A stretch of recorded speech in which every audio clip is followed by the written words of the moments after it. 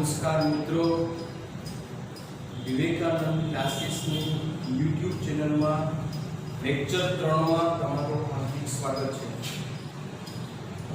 Lecture 1 ની અંદર આપણે સૂચકાંકનો અર્થ, ઉપયોગિતા એના વિશે આપણે સમજ્યા। લેક્ચર 2 ની અંદર 1 થી 4 સૂત્રો આપણે સમજ્યા। જે સૂત્રો વિશે આપણે જોવા જઈએ તો પહેલું સૂત્ર હતું કે અચળ આધારની રીત સૂત્ર। તો એમાં આપણે ચાલુ વર્ષનો ભાવ છેદમાં આધાર વર્ષની ચલ કિંમત ગુણ્યા 100 એવું જોયું। બીજું સૂત્ર હતું પારંપરિક આધારની રીતે સૂચકાંક। તો એનું સૂત્ર હતું ચાલુ વર્ષની ચલ કિંમત છેદમાં આગળના વર્ષની ચલ કિંમત ગુણ્યા 100। ત્રીજું સૂત્ર આપણું હતું અચળ આધારના સૂચકાંકને પારંપરિકમાં ફેરવવાની રીત। તો જેનું સૂત્ર હતું ચાલુ વર્ષનો અચળ સૂચકાંક છેદમાં આગળના વર્ષનો અચળ સૂચકાંક ગુણ્યા 100। ચોથું સૂત્ર આપણું હતું પારંપરિક આધારના સૂચકાંકને અચળ આધારમાં ફેરવવાની રીત। એમાં આપણું સૂત્ર હતું ચાલુ વર્ષનું પારંપરિક સૂચકાંક ઇન્ટુ આગળના વર્ષનો અચળ સૂચકાંક છેદમાં 100 એવું સૂત્ર આપણે જોયું। ચારે સૂત્રોની અંદર દાખલાઓ કેવી રીતે ગણાય એ પણ આપણે સમજ્યા હતા। હવે આપણે સૂત્ર 5 થી શરૂઆત કરીએ। તો પાંચમું સૂત્ર લાસ્પિયર, પાસે અને પીસરના સૂચકાંક ત્રણ આંકડાશાસ્ત્રીના નામ છે। ત્રણેયના સૂચકાંક વિશે આપણે જોઈએ। તો પ્રથમ લાસ્પિયરનો સૂચકાંક જેને આપણે સંકેતમાં I થી ઓળખીશું। I શા માટે? તો કે I એટલે ઇન્ડેક્સ નંબર, સૂચકાંક, L એટલે લાસ્પિયર, એટલે આપણે સંકેતમાં I તરીકે આપણે ઓળખીશું લાસ્પિયરનું સૂચકાંક। હવે એનું સૂત્ર છે સિગ્મા P1Q0 છેદમાં સિગ્મા P0Q0 ગુણ્યા 100 બરાબર। સૂત્રની અંદર જોવા જાવ તો એક તો સૌથી પહેલા આને કોઈ E વાંચવાનો નથી, બંને સિગ્મા છે। હવે જોવા જઈએ કે P1 એટલે શું, Q0 એટલે શું, P0 એટલે શું?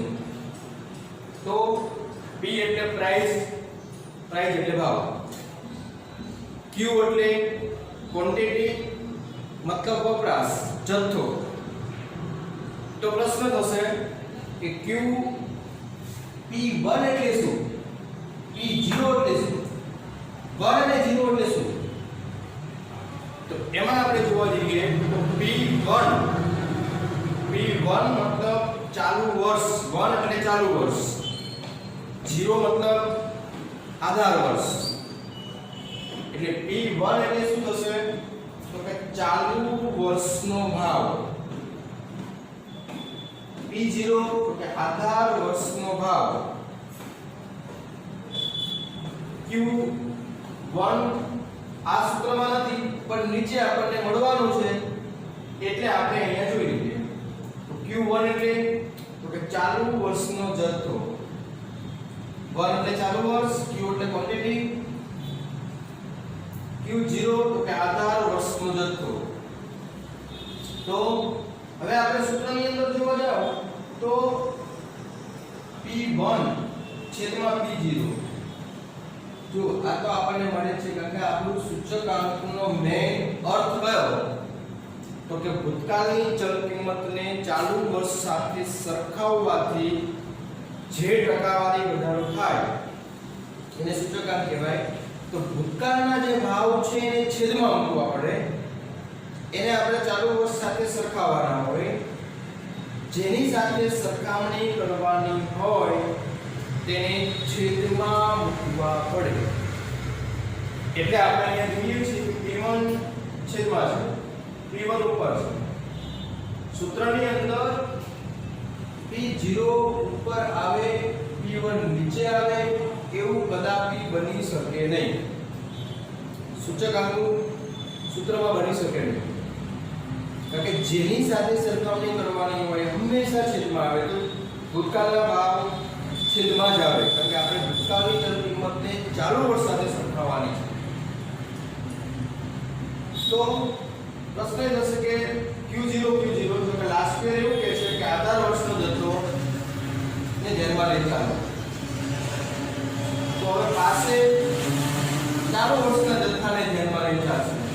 આપણે નીચે એનું સૂત્ર જોઈએ, પાસેનો સૂચકાંક. તો એમાં પણ તમે જોઈ શકો છો સિગ્મા P1 Q1 છેદમાં સિગ્મા P0 Q1. અહીંયા પણ તમે જોઈ શકો છો P1 ઉપર જ છે, P0 નીચે જ છે. લાસ્ટ પેરમાં પણ એ જ રીતે છે. જો સૂચકાંકનો મેઈન અર્થ આપણો એવું કહેવા માંગે છે કે ભૂતકાળના ભાવ સાથે સરખાવો તો ભૂતકાળના ભાવ હંમેશા છેદમાં આવે. યાદ રાખવા માટે લાસ્ટ પેર Q0 પાસે તો કે Q1. ચલો આટલું સમજ્યા. હવે આગળ જઈએ. ત્રીજું સૂચકાંક તીસરનો સૂચકાંક. તીસર મતલબ સંકેતમાં IF બરાબર IA ગુણ્યા IP. તીસરે શું કર્યું તો કે લાસ્ટ યર અને પાસે બંનેની સરેરાશને ધ્યાનમાં લેશે, એટલે બંનેના સૂત્રનો ઉપયોગ થશે. અહીંયા તમે જોઈ શકો છો. માની લો કે લાસ્ટ યર ની અંદર 120 જવાબ આવ્યો, 120 સૂચકાંક મળ્યો. પાસેમાં 125 મળ્યો. તો આનો મતલબ લાસ્ટ યર 20% ભાવ વધે, પાસે 25% ભાવ વધે. બંનેનો જવાબ પરસ્પર જ હશે, આજુબાજુમાં જ આવશે. ટીચર શું કહેશે કે આ બંનેની સરેરાશ સામાન્ય રીતે શું હોવાની તો કે 122 ની આજુબાજુ આવે. તમે અહીંયા ટીચરનો સૂચકાંક મેળવશો એટલે 122 ની આજુબાજુ આવશે. અને ટીચરે એવું કીધું કે 22% ભાવ વધે, એટલે બંનેનો ઉપયોગ કરીને ટીચર ચાલે છે. તો સૂત્રની અંદર બંનેનો ઉપયોગ થશે. હવે આપણને દાખલાની અંદર એવું કીધું હોય કે પિસરનો સૂચકાંક શોધો, તો આપણે ફરજિયાત પહેલા લાસ્ટ યર અને પાસે બંને મેળવવા જ પડે, પછી જ આપણે પિસરનો સૂચકાંક શોધી શકીએ. અથવા બંને સૂચકાંક ન મેળવવા હોય તો એના ખાના તો તમારે બનાવવા જ પડે. ખાના મતલબ P1 Q0 P0 Q0 P1 Q1 P0 Q1. આ ચાર ખાના તમારે બનાવવા જ પડે. બરાબર? અહીંયા તમે અથવાથી પણ કરી શકો છો કે લાસ્ટ પેર પાસેનો સૂચકાંક ન મેળવવા હોય, સીધો પિસરનો સૂચકાંક માંગેલો હોય અને તે મેળવવો હોય તો સીધું તમે સૂત્ર મૂકી શકો. આ તમે જોઈ શકો છો લાસ્ટ પેરનું સૂત્ર,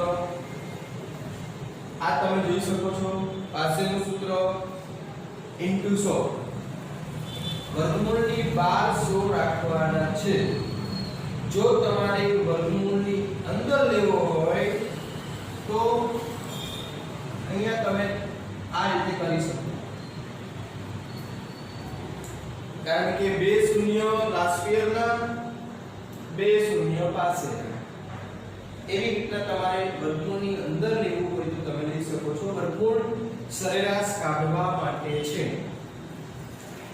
ચલો હવે તમે સૂત્ર બંને યાદ રાખી શકો છો, પણ આપણે ટેક્સ્ટબુક મુજબ સૂત્ર મૂકીએ. ચલો સમજ્યા. હવે આપણે ત્રણેય સૂત્રને કેવી રીતે દાખલો ગણાશે એના વિશે આપણે જોઈએ. તો આ તમારી રકમ છે, સમજી લો. ભાવ 2015 ના ભાવ વપરાશ, 2020 ના ભાવ વપરાશ. આ ભૂતકાળનું વર્ષ 2015 ભૂતકાળનું વર્ષ, ચાલુ વર્ષ. ભૂતકાળના વર્ષને આધાર વર્ષ કહીએ, આ ચાલુ વર્ષ છે. ભૂતકાળ સાથે આપણી સરખામણી થવાની હોય. હવે સામાન્ય રીતે આપણે સૂત્રનો ઉપયોગ કરવો હોય તો આપણે સૌથી પહેલા જોઈએ કે P1 Q0 Q1 Q0 આ રીતના આપણને આપવામાં આવે છે. તો આપણે સૌથી પહેલા ધારણા કરીએ તો આને આપણે શું ધારીશું તો ભાવ એટલે P ભૂતકાળ છે, આધાર વર્ષનું છે તો એને 0 વપરાશ એટલે Q ભૂતકાળનો Q0 2020 ના ભાવ મતલબ ચાલુ વર્ષનો ભાવ તો P1 ચાલુ વર્ષની વપરાશ મતલબ Q1. આવી રીતના આપણને ચાર ખાના આપેલા હશે. હવે પછીના ચાર ખાના આપણે બનાવવાના છે. તો કઈ રીતે આપણે બનાવીશું તો સૌથી પહેલા P1 Q0 P0 Q0 એટલે અહીંયા ચાર ખાના હું બનાવીશ.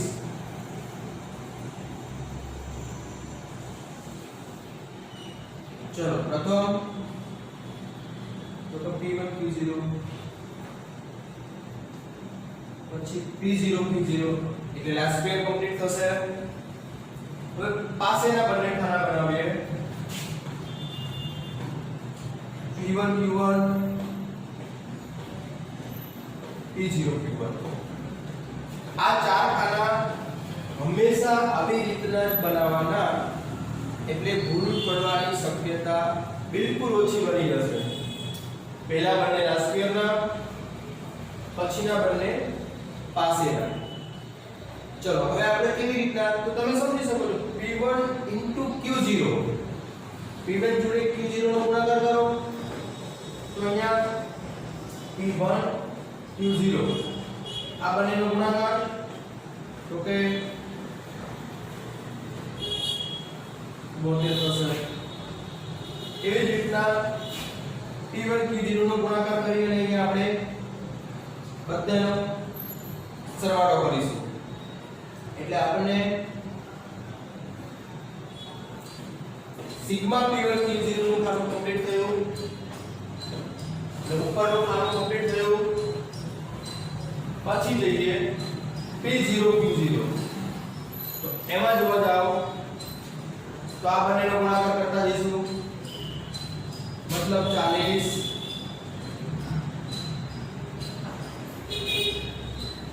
125 25 ગુણ્યા 5 125 એવી રીતે એનો પણ સરવાળો સિગ્મા P0 Q0 કમ્પ્લીટ થશે. લાસ્ટ પેર કમ્પ્લીટ થશે સૂત્રની અંદર મૂકી દઈશું. પછી જઈએ P1 Q1 મતલબ આ બંનેનો ગુણાકાર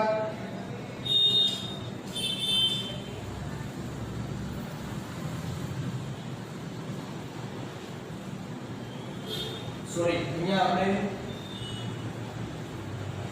જે 72 કર્યા છે ને ભૂલથી આપણે આ બંનેનો ગુણાકાર કર્યો P1 Q0 ને 24 આ રીતે થશે. મિસ્ટેક હતી. હવે આગળ જોઈએ તો P0 Q1 P0 Q1 એટલે 20 તેની સાઈડ પછી બંનેના સરવાળા કરો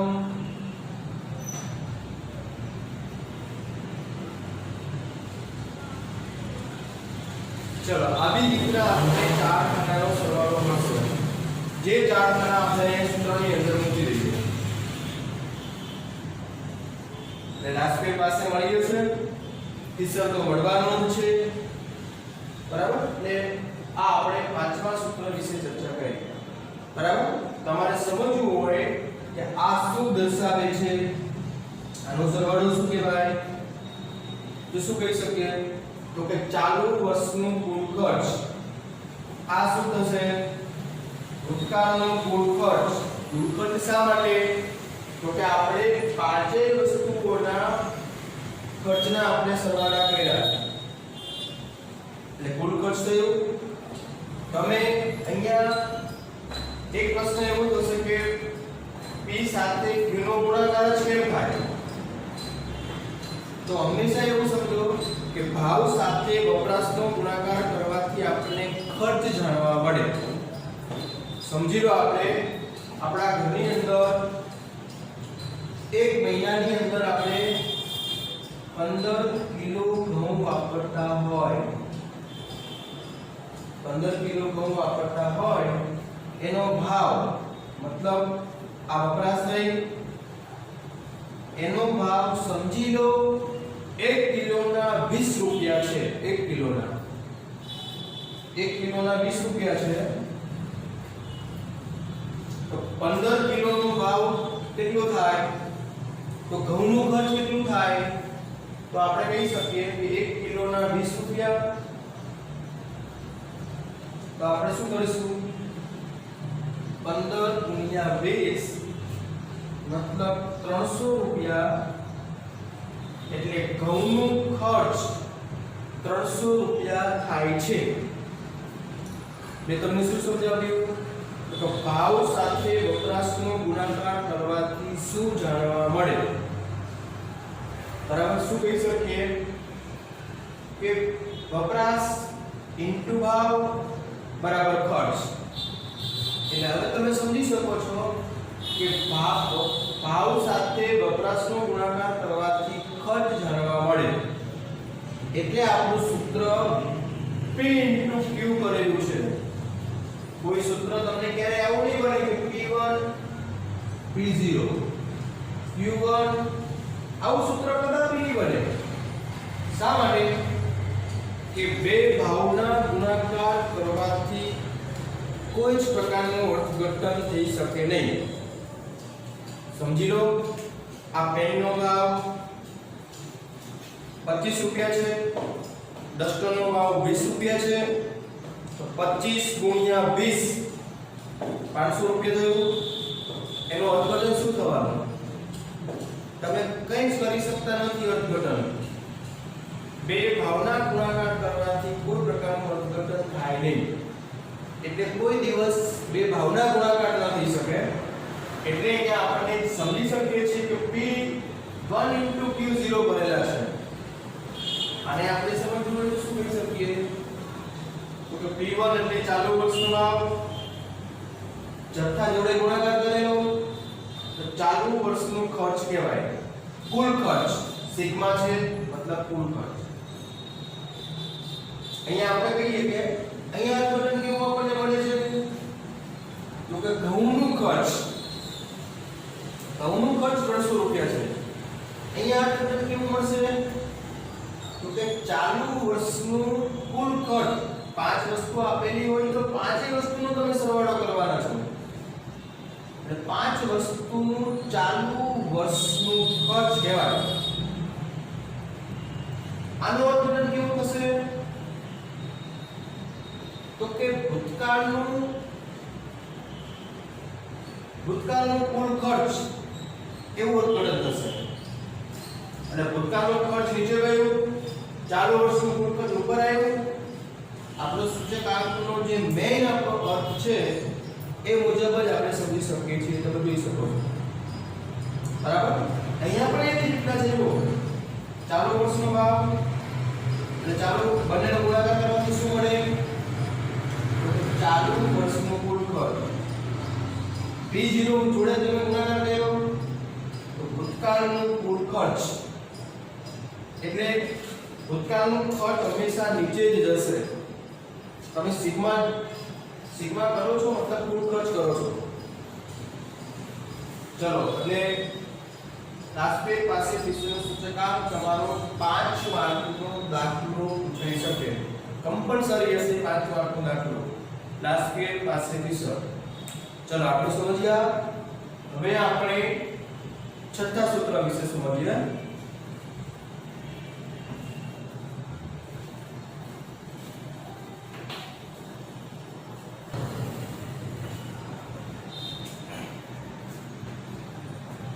ચલો હવે આપણે છઠ્ઠા સૂત્ર વિશે જોઈએ. જીવન નિર્વાહ ખર્ચનો સૂચકાંક. તો બે રીતે શોધી શકાય છે. કુલ ખર્ચની રીત અને કૌટુંબિક બજેટની રીત બે રીતે શોધી શકીએ. તો કુલ ખર્ચની રીત એટલે શું કહેવાય? તો એમાં બે રીતે આપણે મેળવી શકીએ કે જો Q0 આપેલા હોય તો શું કરવું અને Q1 આપેલા હોય તો શું કરવું. તો સામાન્ય રીતે આપણે હમણાં જ જોઈ ગયા કે લાસ્ટ યર શેના ઉપર કનેક્ટેડ છે? તો કે ભૂતકાળની વપરાશ જોડે. તો Q0 આપેલા હોય તો લાસ્ટ યર આવી શકે. તો હમણાં જ આપણે સૂત્ર જોયું P1 Q0 છેદમાં P0 Q0 ગુણ્યા 100. Q1 આપેલા હોય તો પાસેનું સૂત્ર એમાં Q1 આવશે ગુણ્યા 100. એ તમને હમણાં જ કહ્યું લાસ્ટ પેર હોય તો Q0 પાસે હોય તો Q1 બરાબર. હવે અહીંયા આપણે દાખલો કેવી રીતના પૂછાય? તો સામાન્ય રીતે ત્રણ ખાના આપેલા હશે. Q0 હોય તો ત્રણ ખાના આપેલા હશે. કઈ રીતના? તો કે 2015 ના ભાવ, 15 ની વપરાશ, 2020 ના ભાવ. તો અહીંયા શું કહીએ આપણે? P0 15 ની વપરાશ Q0 2020 ના ભાવ તો P1. તો હવે આપણે આગળ કયા બે ખાના બનાવીશું? P1 Q0 P0 Q0. એટલે લાસ્ટ પેરેન્ટ સુધી મળી શકે. જો Q1 આપેલા હોય મતલબ અહીંયા આપણને 2020 ની વપરાશ હોય Q1 કહીએ. પાછળની દાખલો કરાય. સામાન્ય રીતે 3 માર્કનો દાખલો પૂછાય તો આવી રીતના પૂછી શકે. આ લાસ્ટ પેર કરો કાં તો પાસે કરો. બરાબર. એટલે આ કોઈ નવી રીત નથી. હવે આપણે કૌટુંબિક બજેટની રીતમાં જઈએ. તો કૌટુંબિક બજેટની રીતનું સૂત્ર સૂચકાંક બરાબર સિગ્મા IW છેદમાં સિગ્મા W. તો પ્રશ્ન થશે કે W એટલે શું? I એટલે આપણે જાણીએ છીએ કે સૂચકાંક હશે, પણ W એટલે શું? બરાબર. તો I એટલે આપણે સમજી શકીએ છીએ કે એનું સૂત્ર P1 P0 W मतलब भार, सिग्मा P0 Q0. भार मतलब કઈ રીતે? તો અહીંયા આપણે વસ્તુને સામાન્ય રીતે ભાર આપવામાં આવતા હોય કે વસ્તુ મહત્વ પ્રમાણે ભાર આપવામાં આવતા હોય અથવા વસ્તુની જાત પ્રમાણે ભાર આપવામાં આવતા હોય એ આપણને આપેલા હશે. દાખલા તરીકે કઈ રીતના રકમ હશે તો આપણે સમજી શકીએ. અહીંયા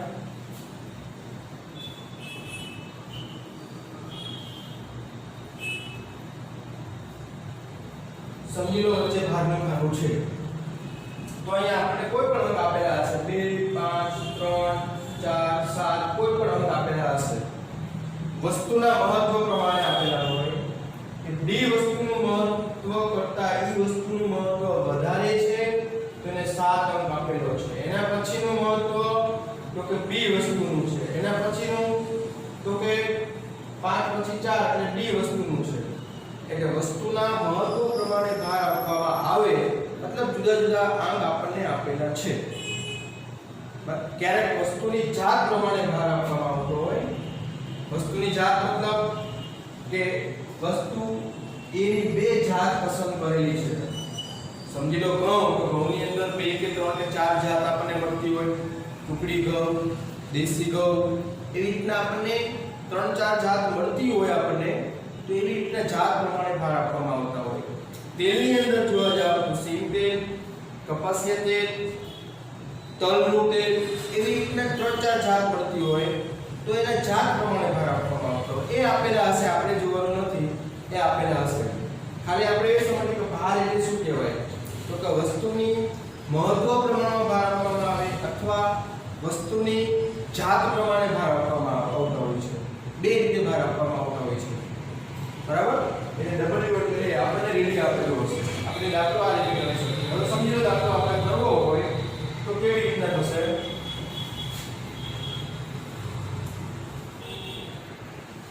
ત્રણ ખાના આપણી પાસે રેડી છે, તો હવે આપણે શું કહીએ, ભાર એટલે W.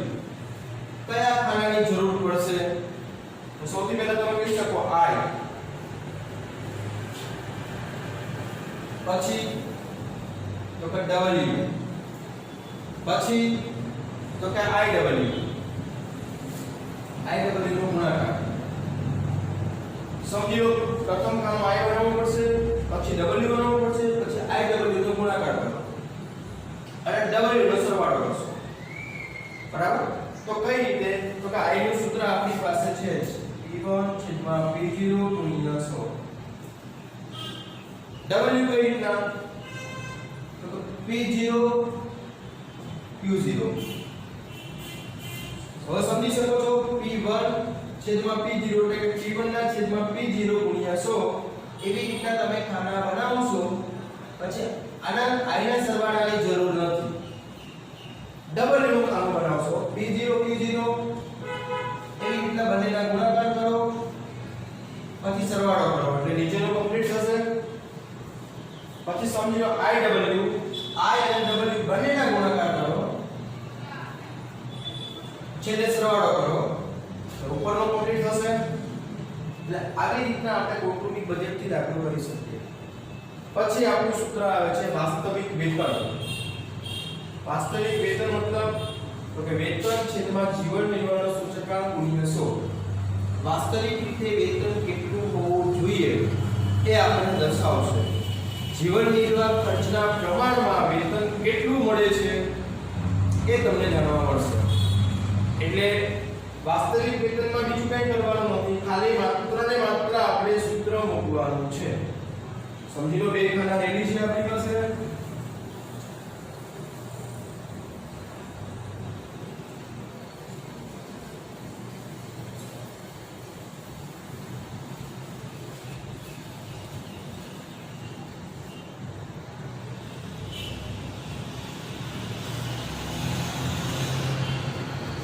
વેતન છેદમાં જીવન નિર્વાહનો સૂચકાંક આ બે ખાના આપેલા હોય તો અહીંયા આપણે વાસ્તવિક વેતન મૂકી શકીએ.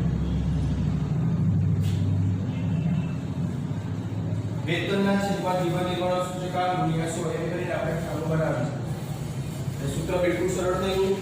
માત્ર ને માત્ર આપણે સૂત્ર યાદ રાખવાનું છે. ક્યારેક આપણને આ બંને આપેલા હોય, વેતન શોધવાનું કીધું હોય તો આ બંનેનો ગુણાકાર થશે. સમજી શકીએ છીએ સૂત્ર. અને 100 છેદમાં જશે, ગુણાકાર છે તો છેદમાં જાય. કેવી રીતના મળી શકે? 2 માર્કમાં દાખલો અથવા 3 માર્કમાં દાખલો સામાન્ય રીતે પૂછાતો હોય, પણ માત્ર ને માત્ર આપણે સૂત્ર યાદ રાખવાથી સમજાઈ જશે. ચલો હવે આપણે 7 સૂત્ર સમજ્યા, ફક્ત 2 સૂત્ર બાકી રહ્યા જેના વિશે આપણે જોઈ લઈએ.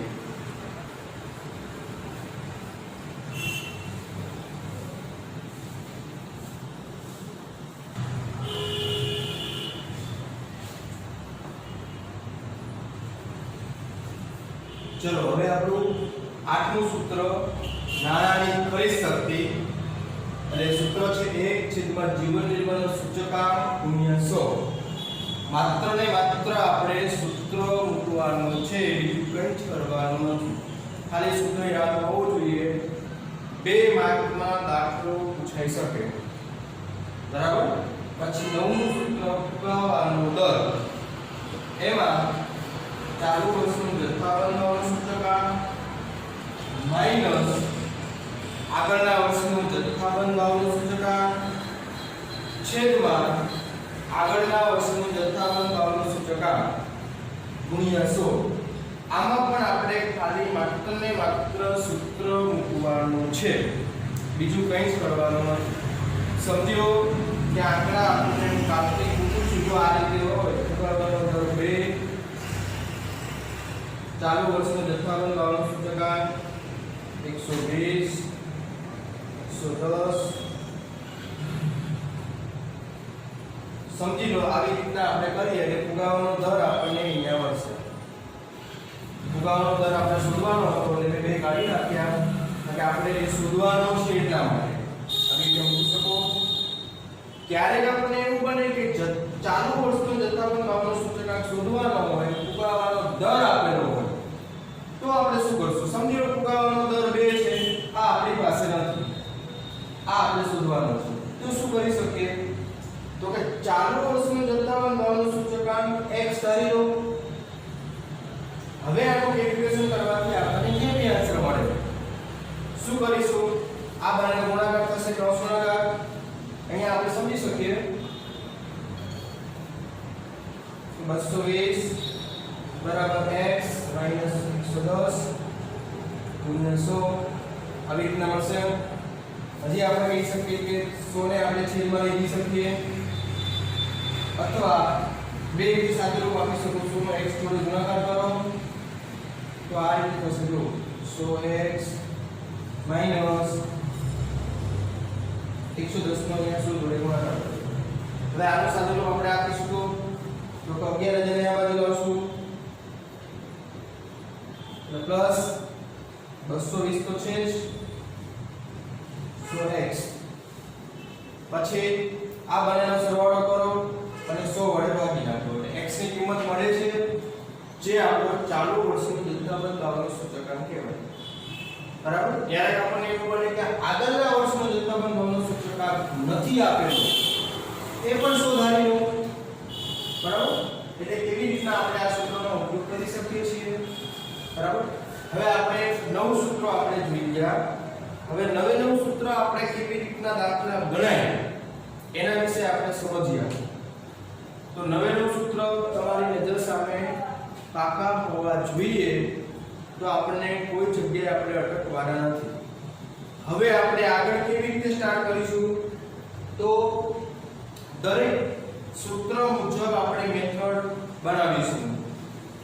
સમજી લો પહેલી મેથડ તો કે અચળ આધારની રીત, બીજી મેથડ તો કે પારંપરિક આધારની રીત, ત્રીજી મેથડ તો કે અચળને પારંપરિકમાં કન્વર્ટ કરો, ચોથી રીત તો કે પારંપરિકને અચળમાં કન્વર્ટ કરો. એવી રીતના આપણે મેથડ વાઇઝ દાખલાઓ શરૂ કરીશું. બરાબર. આપણે સૂચકાંકના ચેપ્ટરની અંદર 15 કે 20 17 18 મેથડ આપણી બનવાની છે. જે મેથડ વિશે આપણે સમજીશું. વન બાય વન આપણે સમજતા જઈશું. હવે પછી લેક્ચર 4 ની અંદર આપણે મેથડ ઉપર સીધા દાખલાઓ શરૂ કરીશું. તમે જે મેં અત્યાર સુધી સમજાવ્યું છે એ હું તમને આખું લખેલું બધું તમારા વોટ્સએપની અંદર તમને મોકલી આપીશ. એ તમે તમારા મેથડના ચોપડાની અંદર પહેલાથી વ્યવસ્થિત ચોપડો આખો બનાવીને પહેલાથી લખવાનું સ્ટાર્ટ કરી દેજો. જેમ જેમ લખવાનું જે હશે હું તમને વોટ્સએપમાં મોકલતો રહીશ, સમજાવીશ, મોકલી દઈશ વોટ્સએપની અંદર. તમારી જાતે ચોપડો તમે બનાવતા રહેજો. જ્યાં સુધી આપણે ક્લાસીસ શરૂ ન કરી શકીએ ત્યાં સુધી હું તમને બધું જ લખેલું મોકલાવતો રહીશ. ચલો આજે આપણે અહીંયા ત્રીજો લેક્ચર અહીંયા રાખીએ.